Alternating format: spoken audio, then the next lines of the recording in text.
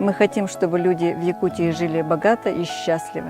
Николаев Арсен Сергеевич обратил нас внимание. В 2013 году к нему обратились, чтобы нашу бесхозную линию поставили, в мэрии признала бесхозяйной.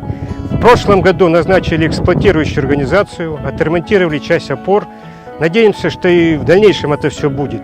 Поэтому новому руководителю республики, а я не сомневаюсь, что им будет Николаев Арсен Сергеевич, хотел бы, чтобы в корне изменил подход к дачной теме. Наш дом – наша крепость. Ландшафтники Якутии поддерживают Сан Саныча Савинова. Нам очень понравилась его идея развития загородных территорий как зоны отдыха.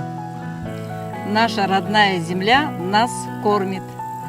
Уважаемый Арсен Сергеевич и Александр Александрович, хотим поблагодарить вас за поддержку развития садоводства и огородничества в городе Якутске. При вашей поддержке ежегодно предусматривается финансирование для садоводов и огородников по программным мероприятиям. Развитие садоводства и огородничества в современных условиях нужны кардинальные изменения. Прежде всего, изменить стратегию государственной поддержки посредством привлечения средств из федерального бюджета. Мы хотим, чтобы люди в Якутии жили богато и счастливо. Союз садоводов!